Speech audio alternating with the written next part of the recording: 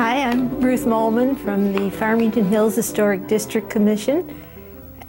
Today we are in Farmington visiting the home of Governor and Mrs. Fred Warner. The house is a nationally recognized historic site because Fred Warner was governor of Michigan from 1905 to 1911. The house also has other attributes in as much as an Italian Victorianate built by his father, P.D., and mother, Rhoda Botsford Warner, in 1867 when Fred was just 2 years old. He lived his entire life in this particular house, which would probably have been built from a plan book in this particular style, because their house is very similar to this all over Michigan in the Italian Victorianate style. The Warner family is a very significant family. Seth came out with the Wixom group of families with his 3 boys. There was William and Robert and Pascal D'Angelo Warner. And Pascal D'Angelo Warner, as soon as he was old enough, having been a young boy on the Michigan frontier, with that strange name, changed his name very soon to P.D. Warner. He participated in local affairs. The grandfather, Seth, was around when the very first government in Farmington was established, and his son participated in the original village government, eventually becoming a state senator, and then the grandson came along and he was governor of Michigan. Fred was as governor, was very contributory to the state of Michigan. It was the first time that there was direct election of senators, and the roads were laid out during the time that he was governor.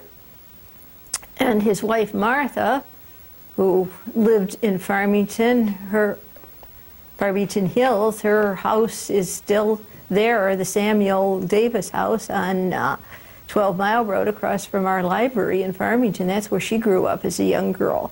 And she used to walk into Farmington and was very active in the community. And then in later years, she was a very active member of the Women's Christian Temperance Union, believing that that alcohol was very bad. And in fact, alcohol was not served into this house until her granddaughter was married here, after the house had already been contributed to the city.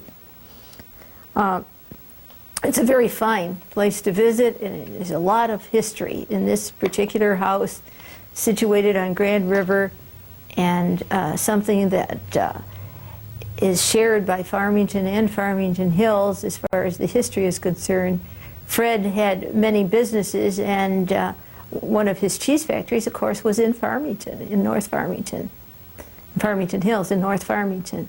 So it's a very wonderful place to visit, and I'm going to meet soon with Dick Carvel, who is going to take us through the house where he is director of the museum. The entrance hall of the Warner Museum, the home of Governor Warner, and I'm here with Dick Carvel, who is the director of the museum. And how is this particular section of the house significant? Well, mainly as the entrance is typical of the homes of this style, where they have a wide entrance hall and stairway going up, and I think it kind of surprises people when they come in, because they see the outside of the house with a big wraparound porch sitting on this big piece of land here in town, and they think the house is immense. But you get inside, and really it's not. It's typical small houses of that size, and when you stop and think the overall width of the house is only about 34 feet, and you take 8 feet out of the center here for this hall and stairway, the 2 adjoining rooms aren't really that large. It's of course, the home of the governor. You have a picture right here of Fred Warner when he was he campaigning in this picture? I think this was after he was elected, he was in office. It seems to be the kind of a standard picture he had for I love later political pictures and so on. But I love that mustache, Yes. that handlebar mustache that he had. I'm glad it was him and not me. Yeah, how do you keep one of those I don't know. looking like that? Yes. Let's go in and take a look Okay, at the living all right. room.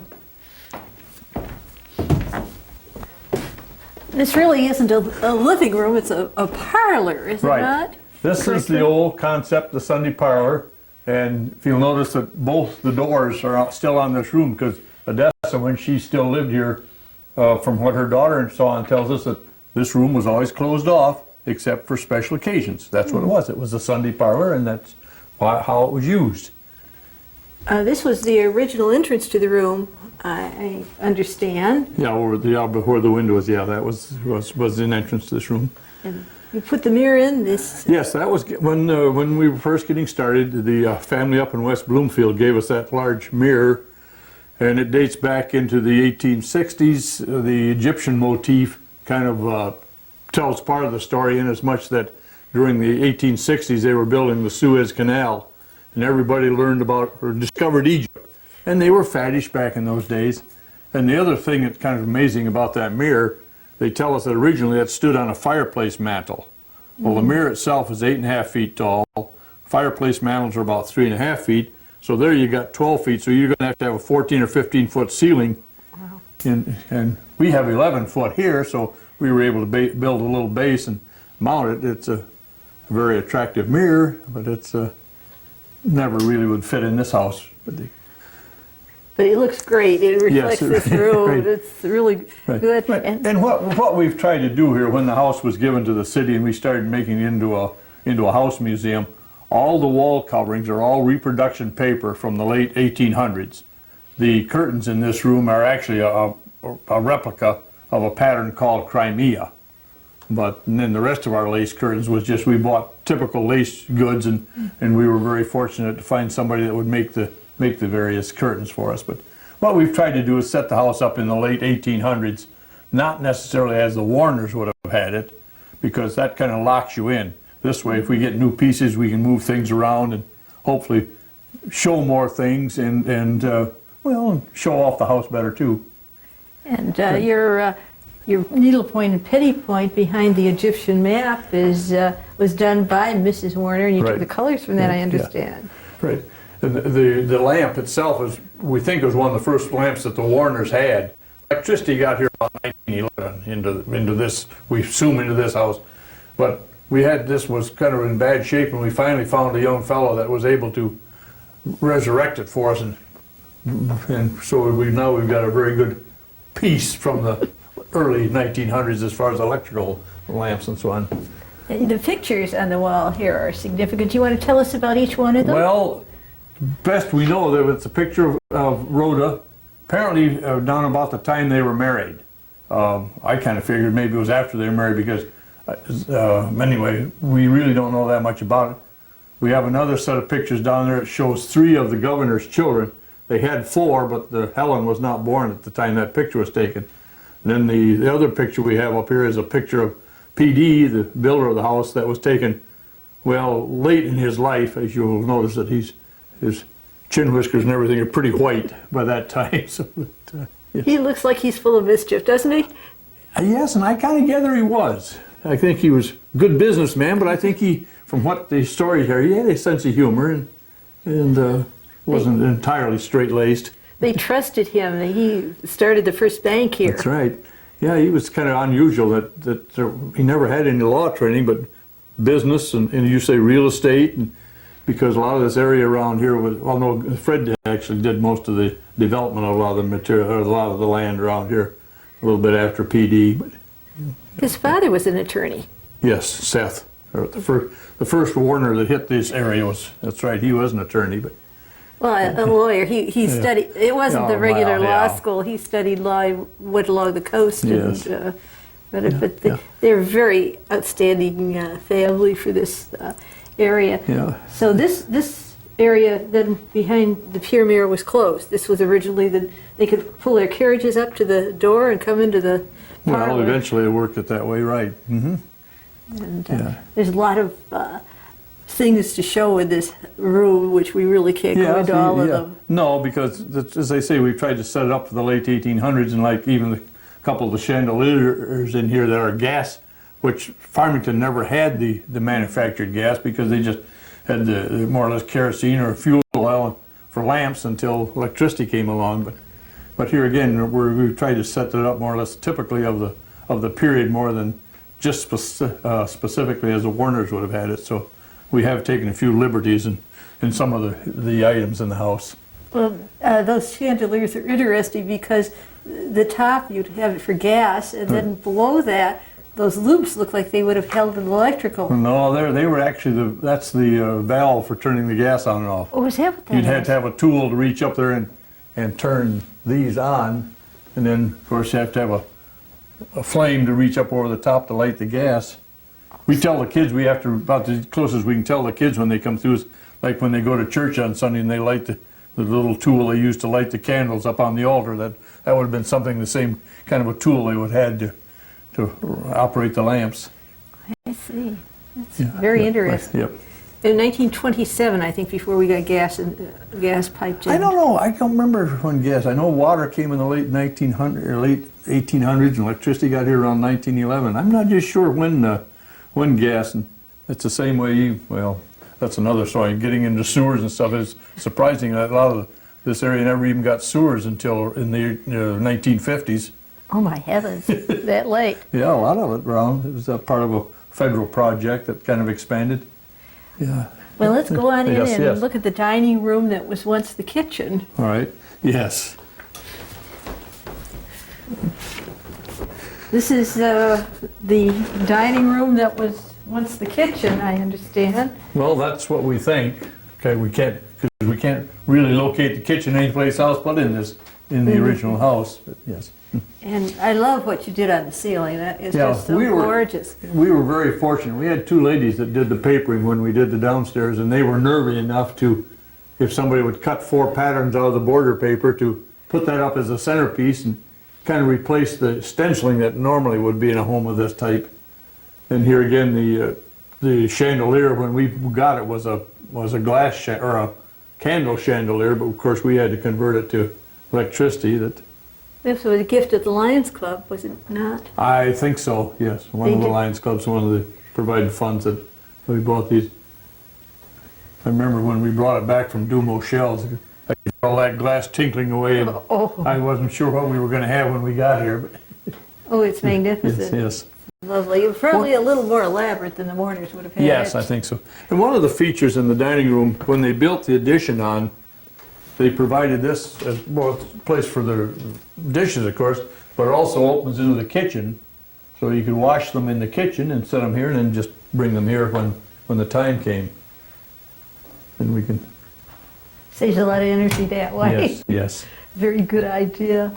The furniture we have in here is Eastlake, which was a late 1800s English designer that kind of rebelled against the ornate Victorian furniture and went to a more simplified. It kind of worked because our chairs, we bought one place, the sideboard came from another location, and the table was another, but they all meld together because of his styling, of his ideas and his concept of a little more simplified Victorian furniture than the. Yes, they're incised Right. into the wood where the Rococo Revival is Hand carved. hand carved. Right. There wasn't any Rococo furniture left because they took all of these things off the Rococo furniture and put it on the Rococo Revival. One of the antique dealers claims anyway. Yeah, But they this change is, things around a little bit. well, this is just so lovely. The carving is beautiful on Right. these. Let's go in the kitchen. All right. There's a couple things we can show you there. And I can show this. Come on, we'll let you lead the way. This is the kitchen that was done and redone. Right. This part of the house now was added in 1890. And then this kitchen was redone in 1945 when Odessa took over the house, more or less the third member of the family to occupy the home. Well, let's see. She dropped the ceiling. Dropped the ceiling and changed all the cupboards. And we've tried to more or less maintain the same color combination that she had. We've had to replace the linoleum and the countertops. We've tried to stay as pretty much as we could as in the 1945s. But people have talked about going back to the earlier, but we really don't know what it looked like earlier, so we just thought we better stay with what we've got. Well, I know earlier they had cupboards all the way to the Yeah, top. I'm sure they and did it. I understand there was a eating area there, and now probably it's over am, here. And then this, of course, is one of the gems. Yes, the warming oven, or when we talked to the third graders that come through, we know about, so we call it the first microwave, but until we explain then to them what the warming oven is, built right into the heating unit, and when the system is on, it's hot. It'd be a good place to keep food warm, or, because I'm sure when there was young kids around, it probably dried a few mittens and knitted stocking caps and what have you. It's a lovely. We haven't heard about maybe 3 people that ever spoke about seeing anything like this. One was in a home in Detroit, and we understand there's a museum over in Ipsy's got one just sitting loose. That I think it's a Freer house down in the it could be district there. Yeah. And you've got something out on the porch we want to show people too. Oh yeah, the ox yoke. Yes, yes. Well, let's go out and. Yeah, all right. They used to plow with the oxen rather than the horses. We always think of farmers using horses. But no, the oxen was pretty much so at one time. And also another part of the oxen, I think, is that bell. Oh yes, I adore.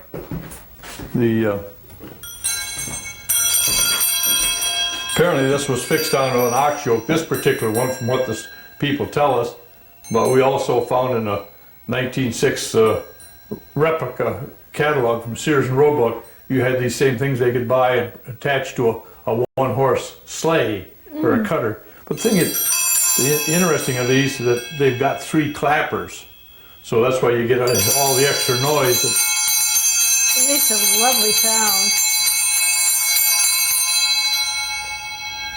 Of course, there's a part we've got a ribbon hooked to it, but in reality, they could have a leather thong going back up to the driver, so if the oxen wasn't moving fast enough to make much jingle, he could jingle them to attract people's attention or show off the merriness of the season.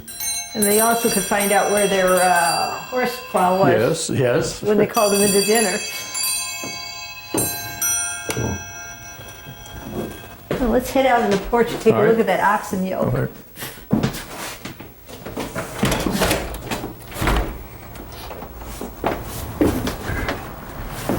Yeah, the one feature that we have out here is the ox yoke, and the story on this particular one is that it was on a team, the oxen that brought the Leet family from New York to their new home up on 13 Mile Road, just east of, more or less east of where the present Glen Oaks Golf Course is located.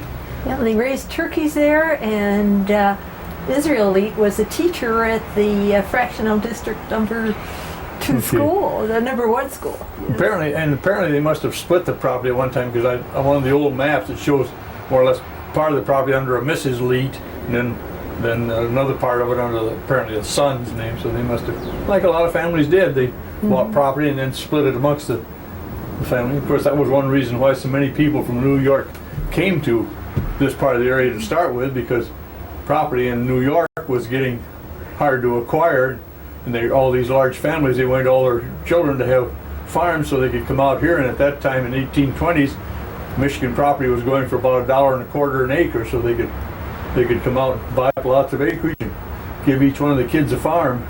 Yeah, if they'd hung on to it, they'd have been in good shape. Yeah, if they could hung on until the developers came along. Yes. Let's go and take a look at the Back into the family room. everyday parlor. Yes. Go ahead. This is, I guess, where your everyday parlor was. Right. And it still has the original random plank flooring on here, the way Right. they built the houses in Yeah, those days. when the city acquired the property, they had carpeting on here, which was pretty bad. So we took the carpeting up, and once we did that, we thought the pine floor, as being a museum, was much better thing to show off than to, and also give us an excuse to use Oriental rugs to dress up the place a little bit. Does it have the square nails? I don't think so. Fact is, you don't see too many nail heads or anything. I don't know how they put it down, because it's the butted plank. It's not tongue and groove, so it's just they're just butted up against each other, but I'm not just sure how they, because he's right offhand, I can't really see any nail heads, so apparently it was not the square ones. But And of course, in this room you have a very special piece of Roco Revival furniture. yes, it's the sideboard. It's on loan to us from the Detroit Historical Museum, and it's credited, it belonged to the Hiram Walker estate, and it is a very lovely piece, and we're very fortunate that they had had it for 20 years or better and never had it uncrated because they never had a place to use it. So they were, I guess, in one respect, they were kind of glad to let us use it, and they come out periodically and check it out, make sure that we're taking care of it, and we would like to purchase it, but so far we haven't been able to convince them that to let it go. Well, it's kind of fun because Martha Warner was a member of the Women's Christian Temperance Union. I don't know whether she would have wanted this piece in her house. Well, maybe not. Maybe the piece, if he didn't mention that it belonged to the Hiram Walkers. Of course, everyone thinks of him as the Canadian whiskey distiller, which he was, but I understand that originally he had been a Detroit grocer that wasn't doing too well, and he went to Windsor and bought the grist mill, and then from the grist mill grew the distillery. Well, as long as there isn't any of his product in there, she wouldn't have objected. We haven't too found much. any yet. There's a couple little kind of hidden compartments and stuff, but we've never found anything left. And you added the fireplace. Right. Yeah, the house, see, when the house was built, it was set up more or less to each room have its own individual wood or coal burning stove. And it wasn't until apparently around the 1920s or so we understand that Warner's finally put the fireplace in the house to add to it, and then we've redone it to more or less back into wood and marble to be a little more fitting with the age of the house. But I understand that Carl Geiser did the design for you. right, Carl did, right, and yeah, he has done 2 or 3 little projects for us. He did this, and he also, when the Questers reestablished the balustrade out on the porch and so on. So that, yes, Carl has been a great help to us.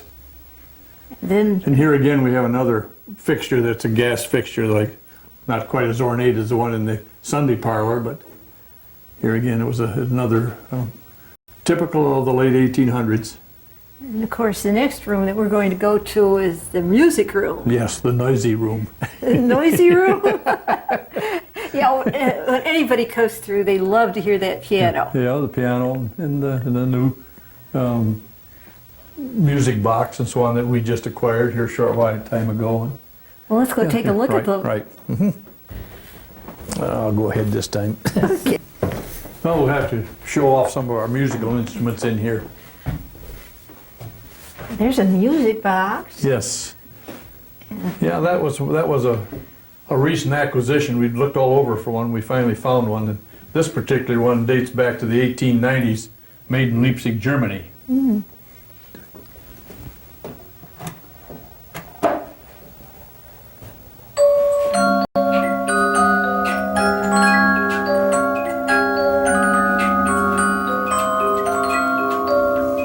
It's an American tune. Yes, yeah. Well, we had, when we were fortunate, when we located where there was 16 records, and basically all it is a steel disc that which they punch the holes and they bend the backs of them over, and then as it turns, it out of all these little fingers that catch and play the tune, and it's kind of They're all marked too. yeah. Well, they follow that up with the next instrument there that you have. Right. This is the only bad feature about that. It has to play through the cycle. There. Oh, it's nice to hear. Yes. Then our next instrument here we're very fortunate to have this particular is a 1902 model of Edison's record players, just playing the cylinders, and get it up to speed, and we'll.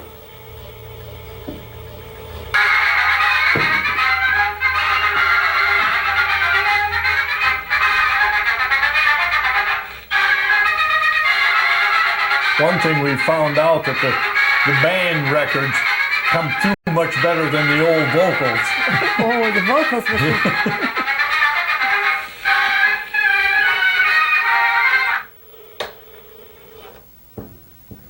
One thing, to tell a story about that particular type of instrument is kind of cute, that the only volume control you had on that was to stick a sock or something in the speaker.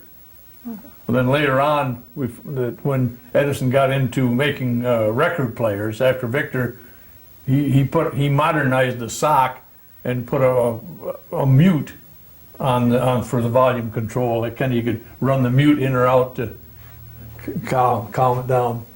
No, Edison invented the Victrola that Victor bought from him, or was it the other way around? I think Victor was the first one that made the record, I mean the discs, and then because Edison, when he came out with it, Victor had his playing at 78 RPMs. Edison made his at 80, just enough, you know, so, and they also, the style of the method of recording, I think in the Victor, the needle goes back and forth. On Edison, it goes up and down, so you can't interchange them. Oh, they were that's very, a shame. Yeah, they didn't have cooperation like they do nowadays. Everything is the same, but back in those days, they each had their own method. And then you have the piano here. Yes, and this was the Warner's, and it dates back either late 1910s, early 1911s, and of course we tell all the young kids that come through that every old house has a ghost, and ours is a piano player.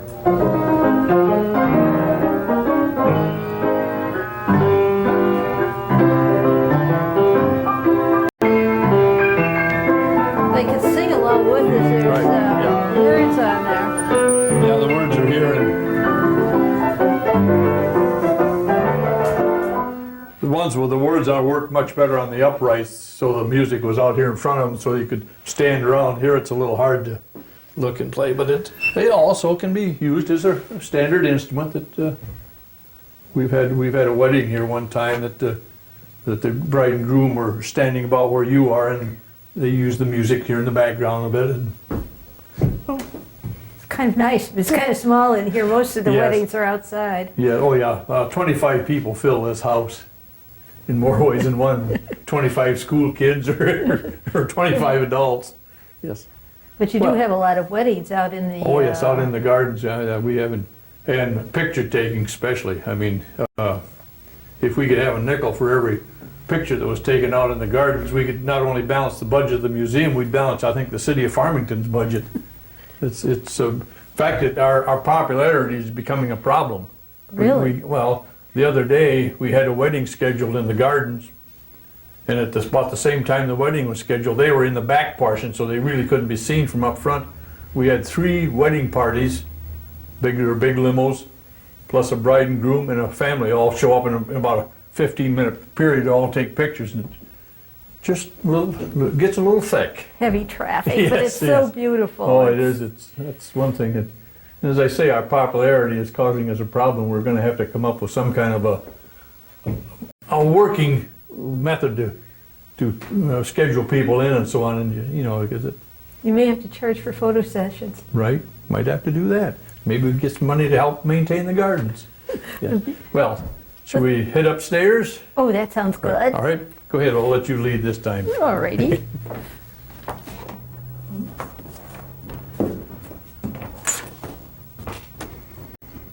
Okay, go ahead. You have your stairway here with the carpeting installed in the Victorian manner. Right. That particular piece, just as a sideline, it's a reproduction of an old pattern. I think, as I remember, it was made in Belgium, but it was given to us by the Historical Society. They provided the funds to put that in, and we got it installed, I think, just the night before that, on one of the home tours that we were on back in the mid-'80s was one of the home tours, and it was, I say the fellow was here on a Thursday night getting that installed for their Saturday openings. Yeah, well, this is usually the center for the home tours. They Right. start out here. Yeah. And they have the brass rods Yeah. instead of the little staples they put in now. Now, back in those days, the brass rods were very practical because they could put the carpet in like this, and then periodically they would reverse it. So now the tread more or less became the riser, and that way would. Oh, it's save on it. Right. That's great. But of course nowadays the method of installing is a little different. The rods are pretty much just artistic.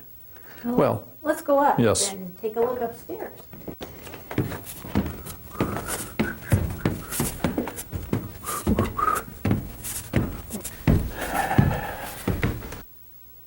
The master right, bedroom and okay, show it off. right. This is certainly a lovely room. That Rococo Revival bed is really, Yes, here again, that's another one item that on loan to us from the Michigan State History Division, the bed and its matching dresser there that you know, they are very lovely pieces. I'm sorry that they apparently have lost the records. I don't know where they got those from, but well, at least it's okay. We're enjoying yeah, we it. got them, right. Of course, this piece is earlier, probably 1830s. Yeah, probably that's a little different than some of the garments hanging out here just to show them off. And you have the unusual thing in this house is that your cloakrooms. Right, the closets. Yeah, this house is, and somebody was telling me that the one reason that back in England, houses were taxed on amount of rooms, and a closet was considered room, so they quit building closets and started using armoires. And it took quite a while in this country then to get out of the habit to get back into the closet area. So that, but we are fortunate. This house has the 2 walk-in or 3 walk-in closets, that which is kind of a new idea for homes of this age. Yeah, well, the thing that impressed me was they had windows, and then I realized when this house was built, there was no electricity. Right, and well, and of course in the style too, the even spacing of the windows. I mean, they almost needed them here in the closet just to keep the architectural design of the Italianate features. Then in your next room, you have it set up for some of the sewing things Yes. that people. One thing I'd like to show you before we go leave here, though, this particular quilt was made by the Women's Society of the Salem Church down here. And of course, that was a German-speaking congregation originally, and it still says in German, more or less, the Women's Society. And this was a money-making feature. People paid a dime to have their names embroidered on this. And then it was raffled off. There's about 400 names of some of the old ancestors, and it's kind of, of course, we found that there's the names, some of them are spelt different than we are today. Now, we don't know for sure whether that was just the people did spell them during this transition from, a lot of the German-speaking people were changing their names from the German to getting them anglicized during the First World War. And there's about, as I say, there's about 400 names down there, so that it's a nice little history piece. That we were very fortunate that the lady whose family won this on the raffle gave it to us a few years ago. And they charged them, what was it, a dime to get their name for each, embroidered? yeah, a dime to have these names.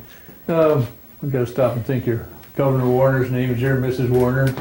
P.D. Warner's over here. And his wife's road is up there somewhere, and I never can remember where it is. One of these days I'm going to have to put an X up there or something so I can find that when we're showing it off.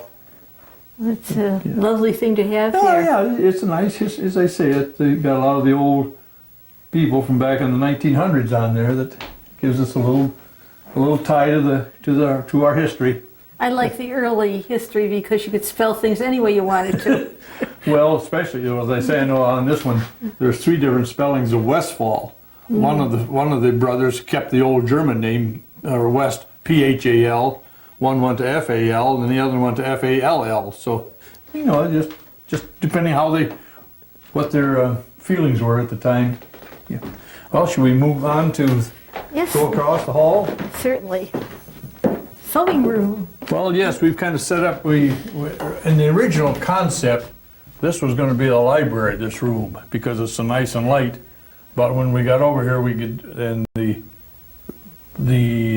library about that time enlarged the history room, so we thought it was better to let things go that way. So then we started acquiring all these clothing, so we figured we've got to get someplace where we can show them off, so we took this room and more or less made it into our fashion room or sewing room, whatever you wish to call it, and you know, with the different items of sewing and clothing that they would have had back. Most of it dates back into the early 1900s. It's fun to have the questers tell you about all the petticoats and all. Yeah. Yes, this particular dress here actually belonged to the governor's daughter-in-law, and that kind of in late 1910s, early 1920s, that particular one. Some people say that, heck, you'd almost wear that today, I'm not sure, but Didn't she dance at the University of Michigan? probably, I think she went there. I think that's where the Slocums met the Warners, because it was a case that a brother and sister ended Slocum ending up marrying a brother and sister of the Warner family. Odessa went to school in the East, I believe, and her brother. Yeah, she did. Yeah, I think she did. But the boys both went to Michigan. Yeah, you have all the lovely dresses here, and just wedding gowns of different kinds. And well, the oldest one is the wedding gown that's over here that was supposedly a wedding gown of 1868. And the interesting story of it is that the family says that the silk in that dress was brought back from somebody that went out on the gold rush. So that gets you back into the early 1850s. So I guess that's our oldest authenticated garment that we have. And it's interesting too that in different cultures, not everybody wears white. Red is the thing in China. And this lady got married in red. Well, actually, whites, as far as wedding gowns, didn't come along till the 30s or 40s, I understand. I mean, predominantly here in the United States. Now, we do have a wedding gown that's 1899, but it was a quite well-to-do family, and they could afford to maybe take a dress and put it away. But most of the folks back in those days really couldn't afford to take a dress and wear it once, so they would have to, get a fairly nice dress that they could adapt and use for many years. So that's why a lot of these wedding dresses they really don't look like wedding dresses in today's concept, because they're different colors and. Well, they've done some things with wedding gowns now. Some of them don't. Yes, things have changed.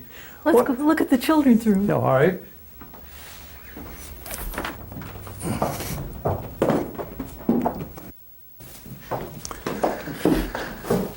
Yeah, this room, when the family lived here, this was Helen's room, the youngest, more or less the nursery room. So we've kind of made this the children's room, so that we have our collection of items from children and so on. And the small child's bed over there was the Warners. They had for their 4 children, and these are just different collection of, as I say, of children's things to. And then you have the penny square quilts, which fascinates me because it's hard for us to realize in this day and age that you couldn't buy clothing. That's right. Yeah. You had to have it made out of a pattern book. Yeah, like that one quilt that's there on the bed was actually, it was more or less a family project in the 1844. That's one of the oldest ones that we have authenticated. And just as I say, different things in here that are a small desk, more or less, that actually the came from the Owens House Hotel. It was the grandson that lived down there, and apparently he was an aspiring newsman, because some of the stories they tell is he would write up some of the week's happenings.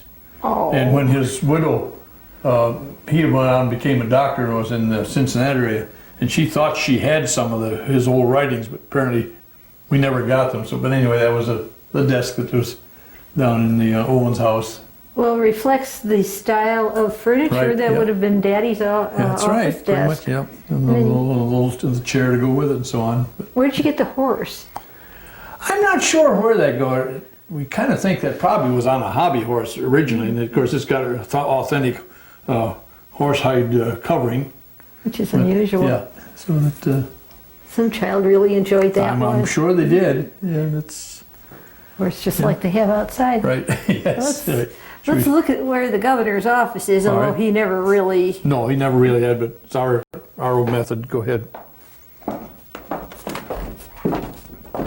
Coming into the governor's office here, or at least we have it set up. You have it set up as the governor's office? Yeah, we kind of set this up as the governor's office.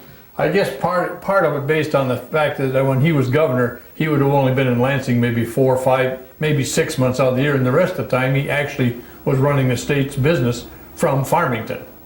And of course, with 4 teenagers, I don't think he really would have had an office in the house. But anyway, this is what we tried to set up a little bit, and more or less also then there's more or less Warner items in here. There's the things that connected directly to Warner, kind of kept them in as far as, you know, some pictures here, like the picture of their store downtown, and another picture of the governor, and a picture of Teddy Roosevelt.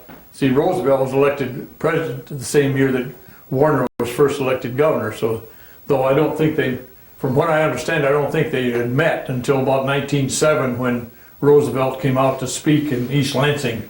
And the governor came to see him there. Yeah, right. In fact, that was one of the rare occasions that Mrs. Warner came along, I understand. Yeah, I think so. I've seen some pictures of part of the motorcade, but anyway.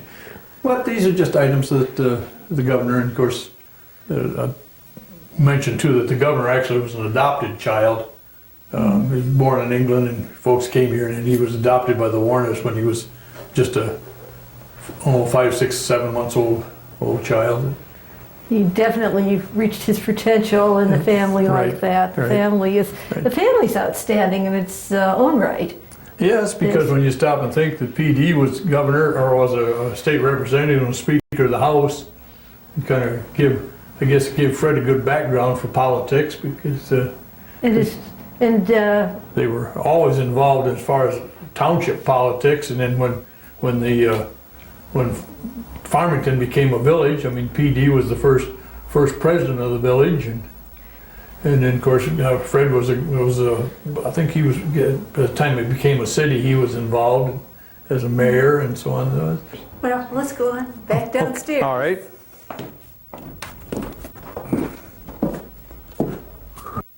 Well, thank you so much for the tour of the house, and it is open for people. Would you like to give us the hours? We're open the first Sunday of every month. From January and February we're closed, but from March through December we're open the first Sunday of every month, and each Wednesday of every month. And the hours are from 1 to 5. And we also then, for tour groups, we will try to accommodate their schedule if they can't meet ours, so that there is a number 473-7275 which they can call, and they'll get in touch with me somehow that we can try to set up a special. In January and February, if you wanted to bring a school group through, are you available? Oh yeah, we will try to accommodate them, but weather-wise, it was just a little bit too much to try to fight snowstorms and what have you. So that, and there wasn't that much activity. Plus, our docents all go south. But it's certainly a wonderful feeling when these youngsters come through to be able to get the feeling of being in the very place that Farmington contributed so much to Michigan and to the United States. That's the thing that I'm delighted that they teach the local history. They start them, and so anyway we can kind of help to encourage a little bit of history and so on, and kind of works in with the historical society when their composition or contest, more or less, that now it used to be writing, but now it can be film or anything else, that try to encourage the kids to get interested in history and learn more about and I guess somebody adopted a phrase back, I think it was in the 1976 bicentennial, more or less, pride in our past and faith in our future, and I guess that's what I like to stress a little bit when we talk to the children, because we have got a lot of history, and it gives us a good foundation for the future. And you also have wonderful use of the grounds here, which are so beautiful. Oh yeah, the grounds we're very fortunate, and many pictures and weddings, and of course with the new development committee we're attempting to find other utilizations of the grounds to make people more aware of the little bit of history and the jewel that we do have here in the community. Well, you have the horse barn, which is in carriage house. That's one of the projects we're going to try to see if we can't do something with to utilize it and to make it a little more accessible. And on one side, it's interesting, you see the windows for each of the horses there. Yeah. They had a good selection of horses that they used here. Yeah, I wish we knew more about what farm buildings were here, because I understand there was quite a bit. Well, this was kind of a farm when it was, even though it was right on the very edge of the village, it was kind of a farm setting, and it. Well, if you wanted to be elected in Michigan, you had to be a farmer. So I think there were over 100 acres. There was quite a few here at one time, and when this was originally set up, and Yeah, because he developed part of it in 3 different phases. That some of the surrounding area that platted it off. In fact, I even live in his 4th plat, my home on State Street. It's great fun. Yep. Well, thank you very, very much. Well, thank you for giving us a chance to let people know a little bit more about us, and hopefully that they'll come around, and maybe we've just teased them so they'll come back.